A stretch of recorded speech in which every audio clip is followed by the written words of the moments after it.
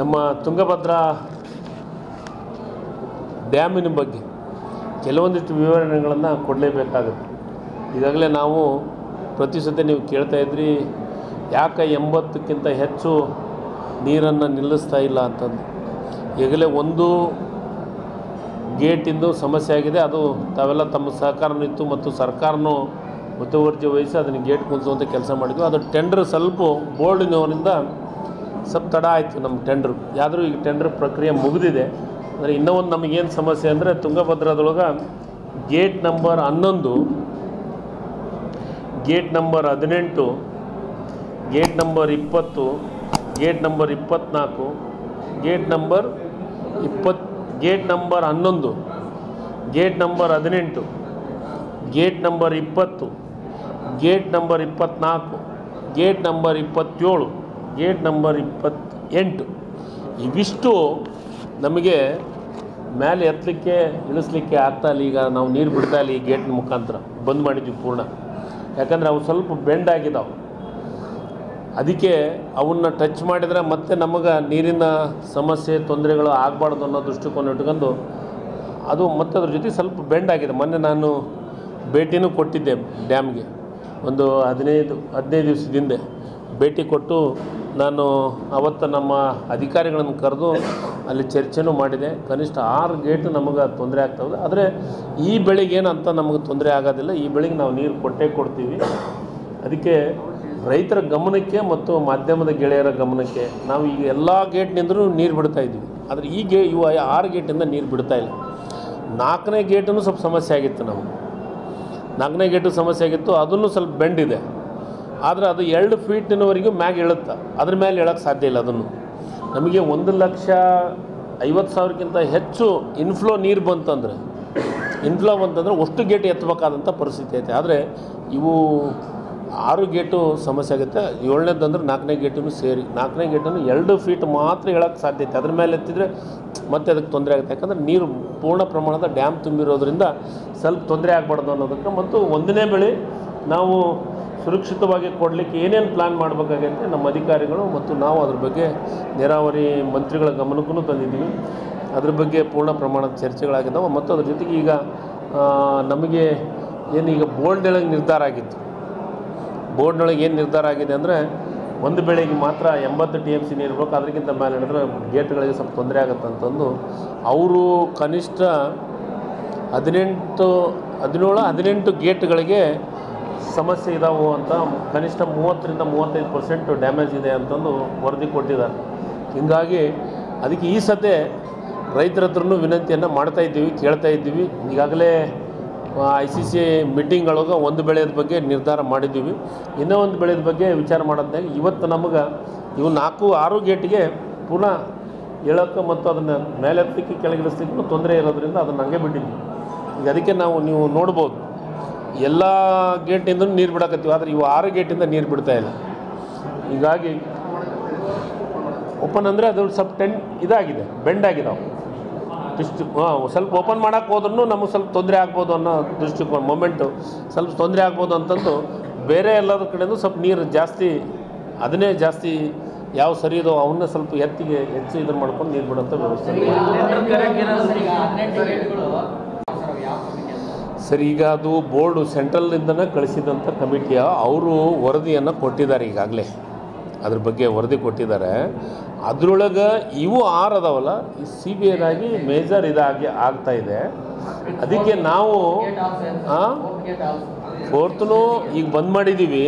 But ಒಂದು ವಾರದಿಂದ ಅದನ್ನು ಪ್ರಾರಂಭ ಮಾಡಿದ್ವಿ. ಅದಕ್ಕೆ ಡ್ಯಾಮ್ ಸೇಫ್ಟಿ ರಿವ್ಯೂ ಕಮಿಟಿ ಅವರು ಬಂದು ಸೆಂಟ್ರಲ್ ಸರ್ ಟೋಟಲ್ ಅದನ್ನೇ ಹೇಳಿದ್ನಲ್ಲ, ಕನಿಷ್ಠ ಅಂದರೆ ಅವರು ಇದನ್ನು ಡ್ಯಾಮೇಜೇಷನ್ ಕೊಟ್ಟಿದ್ದಾರೆ. 14%, 30%, 40% ಈ ರೀತಿ ಒಂದೊಂದು ಇದನ್ನು ಕೊಟ್ಟಿದ್ದಾರೆ. ಅದನ್ನು ಪೂರ್ಣ ಮಾಹಿತಿ ತಗೊಂಡು ಹೇಳ್ತೀನಿ. ಇನ್ಫ್ಲೋ ಅದಕ್ಕೆ 1.5 ಲಕ್ಷ ನೀರು ಇನ್ಫ್ಲೋ ಬರೋ ಹೊತ್ನಾಗ ನಾವು ಡ್ಯಾಮ್ ಸೇಫ್ಟಿ ಸಲಾಗಿ ಇವು 6 ಗೇಟನ್ನು ಎತ್ತಂಗಿಲ್ಲ. ಇವು ಎತ್ತಕ್ಕೆ ಸಾಧ್ಯತೆ ಆಗೋಂಗಿಲ್ಲ. ಎತ್ತಿದ್ರೆ ಅಂದರೆ ಮತ್ತೇನಾದ್ರು ತೊಂದರೆ ಆಗ್ಬೋದು ಅಂತಂದು ಅವು ಬೇರೆ ಗೇಟ್ಗಳನ್ನು ಹೆಚ್ಚಿಗೆ ಎತ್ತಿಕೊಂಡು ನೀರಲ್ಲಿ ಜಾಸ್ತಿ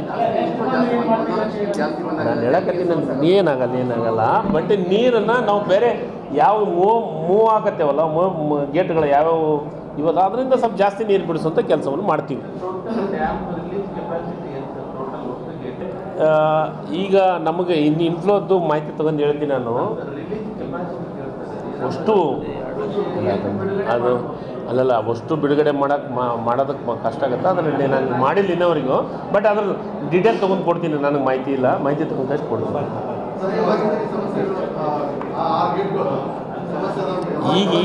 ಈ ಸದ್ಯ ಸಿವಿಯರ್ ಸ್ಟಾರ್ಟ್ ಆಗಿದೆ. ನೀರು ಬಂದು ನಿಂತಿರೋದ್ರಿಂದ ಪ್ರೆಷರ್ಗೆ ಸ್ವಲ್ಪ ಪ್ರಾಬ್ಲಮ್ ಆಗಿದೆ ಸರ್. ಈಗ ಅದನ್ನೇ ಹೇಳಿದ್ನಲ್ಲ, 17ರಿಂದ 18 ಗೇಟ್ಗಳಿಗೆ ಪರ್ಸೆಂಟೇಜ್ ಜಾಸ್ತಿ ಇದೆ. ಅದಕ್ಕೆ ನಾನು ಅಬೌವ್ 50 ಇಲ್ಲ 30, 35 ಈ ರೀತಿ ಒಂದೊಂದು ಗೇಟ್ದು ಒಂದೊಂದು ಪ್ರೊಸೀಜರ್ ಕೊಟ್ಟಿದ್ದಾರೆ. ಅದನ್ನು ನಾನು ನಿಮಗೆ ಮಾಹಿತಿ ಕೊಡ್ತೀನಿ. ಬಟ್ ಒನ್ ಥಿಂಗ್ ಏನಂದರೆ, ನಮಗೆ ಎಲ್ಲರ ಅಭಿಪ್ರಾಯ ಪಡೆದತ್ನಾಗ ಬೋರ್ಡ್ನವ್ರು ಒಂದು ಡಿಸಿಷನ್ ತೊಗೊಂಡಿದ್ದಾರೆ. ಬೋರ್ಡ್ನವ್ರು ಅಂದರೆ ಈಗ ಆಂಧ್ರ ಮತ್ತು ತೆಲಂಗಾಣದವ್ರು ಏನು ಮಾಡಿದ್ದಾರೆ, ಒಂದೇ ಬೆಳೆ ತೊಗೊಂಡು 2ನೇ ಬೆಳೆಗೆ ನೀವು ಗೇಟ್ ಸ್ಟಾರ್ಟ್ ಮಾಡಿಬಿಡೋದು ವರ್ಕು ಅಂತ ಪೂರ್ಣ ಟೆಂಡರ್ ಆಗೈತೆ. ಅವರು ಟೆಂಡರ್ ಆದವ್ರು ಕೇಳ್ತಾ ಇರೋದು ನಮಗೆ ಕನಿಷ್ಠ 8 ತಿಂಗಳಾದರೂ ಬೇಕು ಅಂತ ಕೇಳ್ತಾ ಇದ್ರು. ಅಷ್ಟು ಗೇಟು ಬದಲಾವಣೆ ಮಾಡಬೇಕು ಅಂತಂದರೆ 8 ತಿಂಗಳ ಬೇಕು, ಕಂಪ್ಲೀಟ್ ಮಾಡಬೇಕು. ಈಗ ನಾವು ಒಂದು ಬೆಳೆ ಆದಮೇಲೆ 2ನೇ ಬೆಳೆ ಸಲಾಗಿ ವಿಚಾರ ಮಾಡಿ ರೈತರ ಜೊತೆಗೆ ಚರ್ಚೆ ಮಾಡಿ ಕೂತು ಮಾತಾಡಿ ನಿರ್ಧಾರ. ಯಾಕಂದರೆ ಸಿವಿಯರ್ ಆ ಗೇಟು ಮೂವ್ ಆಗವಲ್ಲಲ್ವ. ಅಕಸ್ಮಾತ್ ನಾಳೆ ಹೆಚ್ಚು ಕಡಿಮೆ ಅಂತಂದರೆ 2ನೇ ಬೆಳೆಗೆ ರೈತರಿಗೂ ತೊಂದರೆ ಆಗ್ಬಾರ್ದು ಅನ್ನೋ ದೃಷ್ಟಿಕೋನ ಇಟ್ಕೊಂಡು ಇವತ್ತು ನಮಗೆ ಮಳೆ ಚೆನ್ನಾಗಿದೆ. ಈಗ ನಮಗೆ 1ನೇ ಬೆಳೆಗೆ ಯಾವುದೇ ಕಾರಣಕ್ಕೂ ಯಾವುದೂ ತೊಂದರೆ ಆಗಲ್ಲ, ಯಾರೂ ರೈತರ ಆತಂಕ ಪಡೋಂಥದ್ದು ಅವಶ್ಯಕತೆ ಇಲ್ಲ. ಬಟ್ 2ನೇ ಬೆಳೆ ಸಲಾಗ ನಾವು ವಿಚಾರ ಮಾಡಿ ಡಿಸಿಷನ್ ತೊಗೊಂತೀವಿ ಸರ್. ಈಗ ರಾಜ್ಯ ಸರ್ಕಾರದ್ದು ಬೇರೆ ಗೇಟು, ಕೇಂದ್ರ ಸರ್ಕಾರದ ಬೇರೆ ಗೇಟ್ ಅಂತಿಲ್ಲ, ಅಷ್ಟು ಬದಲಾವಣೆ ಮಾಡ್ತೀವಿ.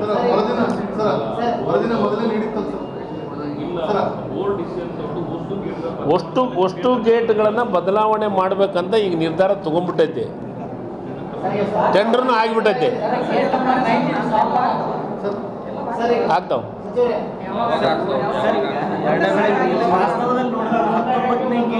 ಸರ್ ಈಗ ಏನಾಗೈತೆ, ಒಂದು ನೀವು ಹೇಳಿದ್ದು 100ಕ್ಕೆ 100 ಸತ್ಯ.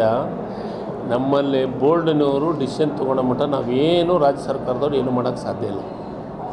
ಇದು ಎಲ್ಲದು ಕೇಂದ್ರ ಸರ್ಕಾರ ಮತ್ತು ಬೋರ್ಡ್ನಾಗ ನಿರ್ಧಾರ ಆಗೋಂಥದ್ದು. ಅದು ಒಂದು ಗೇಟ್ ಟೆಂಡರ್ ಮಾಡೋಕ್ಕೇ ಟೈಮ್ ತೊಗೊಂಡ್ರು. ಮತ್ತು ಅದ್ರ ಜೊತೆಗೆ ನಿಮಗೆ ಇನ್ನೊಂದು ಹೇಳ್ಬೇಕಂದ್ರೆ, ಟೆಂಡರ್ ಮಾಡೋದ್ನಾಗ ಕೆಲವೊಂದಿಷ್ಟು ಕಂಪ್ನಿಗಳು ಪಾರ್ಟಿಸಿಪೇಟೇ ಮಾಡಲಿಲ್ಲ.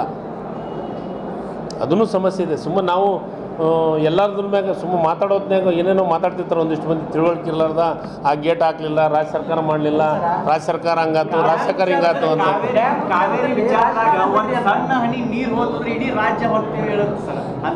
ಸರ್ ಈಗ ನಮ್ಮ 4 ಜಿಲ್ಲೆದೊಳಗೂ ಯಾವುದೂ ತೊಂದರೆ ಆಗಲಾರ್ದಂಗೆ ಈ ಬೆಳೆಗೆ ತೊಂದರೆ ಆಗಲಿದ್ದೊಳಗೆ ನಡೆಸ್ತೀವಿ. 2ನೇ ಬೆಳೆ ಬಗ್ಗೆ ಈಗ ಬೋರ್ಡ್ನವ್ರು ನಿರ್ಧಾರ ಮಾಡಿದ್ದಾರೆ.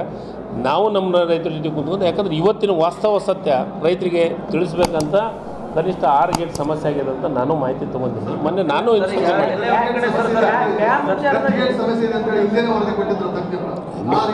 ಅಲ್ಲ, ಹಿಂದೆ ವರದಿ ಕೊಟ್ಟಿದ್ರು. ಇದನ್ನೆಲ್ಲ ನಿರ್ಧಾರ ಮಾಡೋದು ಬೋರ್ಡ್ನವ್ರು. ನಿಮಗೆ ರಾಜ್ಯ ಸರ್ಕಾರಕ್ಕೆ ಲೆಫ್ಟ್ ಬ್ಯಾಂಕು, ರೈಟ್ ಬ್ಯಾಂಕು ಮತ್ತು ಉಳಿದ ಕೆನಾಲ್ನಷ್ಟೇ ನಿರ್ಧಾರ ಮಾಡೋದು. ನೀರು ಬಿಡೋದು, ನೀರು ತೆಗೆಯೋದು, ಡ್ಯಾಮಿನ ಸನಿಯಕ್ಕೆ ಬಂದರೆ ಅವ್ರು ಬೋರ್ಡ್ನವ್ರು ಬಂದು ಕುಂದಿರ್ತಾರೆ. ಅಫ್ಕೋರ್ಸ್ 100% ರಾಜ್ಯ ಸರ್ಕಾರಕ್ಕೆ ಟೆನ್ಷನ್. ಅದು ಮುಖ್ಯಮಂತ್ರಿಗಳು ಬಂದೋದ್ರು, ಇಲಾಖೆ ಮಂತ್ರಿಗಳು ಬಂದೋದ್ರು, ಜಿಲ್ಲಾ ಮಂತ್ರಿಗಳು ಅಲ್ಲೇ ಮಲ್ಕೊಂಡ್ರು, ಅಲ್ಲೇ ಇದ್ರು. ಎಲ್ಲ ಕ್ವೈಟ್ ನ್ಯಾಚುರಲ್.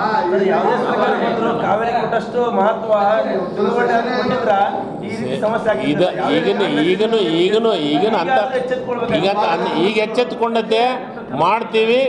ಟೆಂಡರ್ ಮುಗಿದತೆ, ಎಲ್ಲ ರೆಡಿ ಆಗ್ತಾ ಇದೆ. ಹೌದು ಸರ್. ಈಗ ಅದ್ರ ಬಗ್ಗೆ ಕೇಂದ್ರ ಸರ್ಕಾರಕ್ಕೆ ರಾಜ್ಯ ಸರ್ಕಾರ ಕನಿಷ್ಠ 8ರಿಂದ 10 ಸತಿ ಪತ್ರ ಬರೆದೈತೆ. ದಯಮಾಡಿ ನನ್ನ ವಿನಂತಿ ಮಾಧ್ಯಮದ ಗೆಳೆಯರನ್ನ ಹತ್ರ ನಾನು ವಿನಂತಿ ಮಾಡ್ಕೊತೀನಿ. ಅಲ್ಲಲ್ಲ ಸರ್, ಸಿ ಎಮ್ ಅವ್ರ ಪತ್ರ ಕೊಟ್ಟಿದ್ದೀವಿ, ನೀರಾವರಿ ಇಲಾಖೆ ಪತ್ರ, ಮಂತ್ರಿಗಳ ಪತ್ರ ಕೊಟ್ಟಿದ್ದೇವೆ. ನಮ್ಮ ಇಲಾಖೆ ನಮ್ಮಲ್ಲಿರುವಂಥ ಅಪ್ಪನಗೌಡರು ನಾವು ಎಲ್ಲರೂ ಒಂದು ಪತ್ರಕ್ಕೆ ಸಹಿ ಮಾಡಿ ಕಳಿಸಿ ನಮ್ಮ ಭಾಗದಾಗಿರುವಂಥ 4 ಜಿಲ್ಲೆ ಶಾಸಕರು ಪತ್ರ ಕೊಟ್ಟು ಕಳಿಸಿದ್ದೀವಿ. ಯಾವುದೇ ಕ್ರಮವನ್ನು ಕೇಂದ್ರ ಸರ್ಕಾರ ತಗೊತಾ ಇಲ್ಲ. ಈ ಸದ್ಯ ನಾವು ಅದಕ್ಕೆ ನಿನ್ನೆ ನಮ್ಮ ಈ ಭಾಗದ ಶಾಸಕರೆಲ್ಲರೂ ಅಧಿವೇಶನದೊಳಗೆ ವಿಷಯ ಪ್ರಸ್ತಾಪ ಮಾಡಿದ್ದಾರೆ. ಹೌದು, ಅದು ಎತ್ತಬೇಕು ಧ್ವನಿನ. ಅದನ್ನು ಧ್ವನಿ ಎತ್ತೋದಕ್ಕಿಂತ ಮಾಧ್ಯಮಗಳ ಹತ್ರ ವಿನಂತಿ ಮಾಡ್ಕೊಳ್ಳೋದೇನೆಂದ್ರೆ ಕೇಂದ್ರದ ಮಂತ್ರಿಗಳು ಬಂದದ್ನಾಗ ಈ ವಿಚಾರವನ್ನು ಪ್ರಸ್ತಾಪ ಮಾಡಿ ಕೊಡ್ತೀವಿ.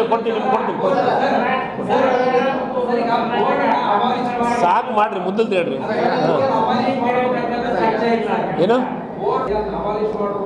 ಸರ್, ಇದು ನಿರ್ಧಾರ ಆಗೋದು ಕೇಂದ್ರ ಸರ್ಕಾರದ್ದು.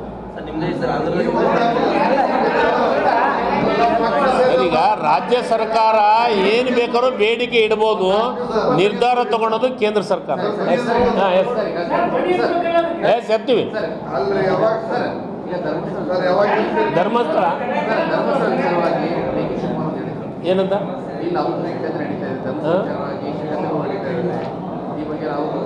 ಸರ್, ಈಗ ಯಾರು ಹೇಳ್ಯಾರ?